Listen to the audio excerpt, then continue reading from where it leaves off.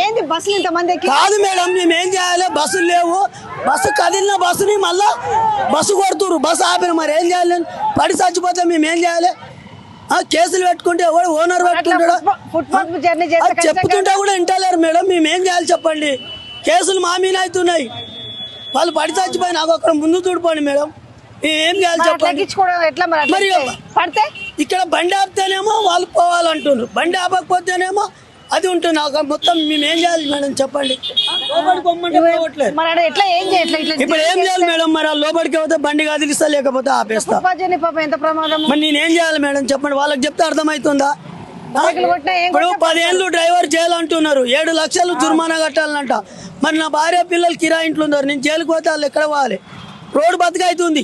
వాళ్ళు ఏమంటున్నారు? మరి బస్సులు వేస్తలేరు. మరి బస్సులు మేమెందుకు మేడం? మమ్మల్ని ఎందుకు అనగల? డ్రైవర్ని, కండక్టర్ని మేము ఒక చీత అన్నాం కదా.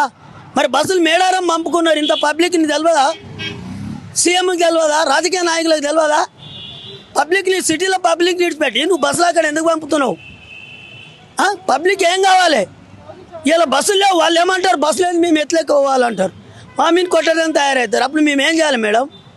ఇప్పుడు పిల్లాపల్లి బస్సు ఊరోళ్ళు ఒక్కరు లేరు, 5:30 వరకు ఊరోళ్ళు నిడిచిపెట్టిపోతే వాడు గల్ల పడతాడు, అరే నన్ను నిడిచిపెట్టేస్తున్నావు, బస్సు ఆపలేదని.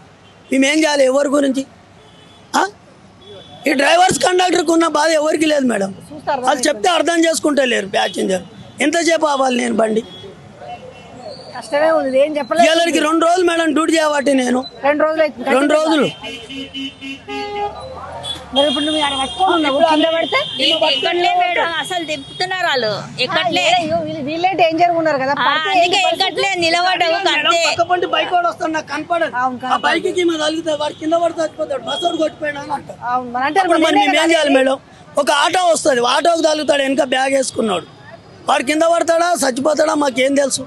మా చేతిలో ఒక స్టీరింగ్ ఉంది, కింద పడ్డాడంటే కూడా మేము ఏం చేయలేం మేడం. అదేమనంటే బస్ అని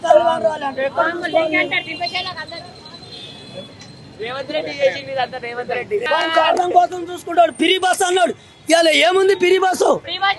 చచ్చిపోతే వాడు పెడతాడా? నేను పెడతానా? కిందవాడి ఇంకా 3 లక్షల బస్సులైన సిటీలు హైదరాబాద్ లో సరిపోవు. నాయకులు ప్రజలను వాడుకుంటారు.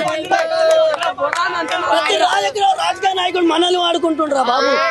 వాళ్ళకి కాదు, వాళ్ళు డబ్బు సంపాదించుకొని పోతారు. రేవంత్ రెడ్డి గారు కూడా సంపాదించుకొని పోతారు. మీకు ఉద్యోగాలు లేవు.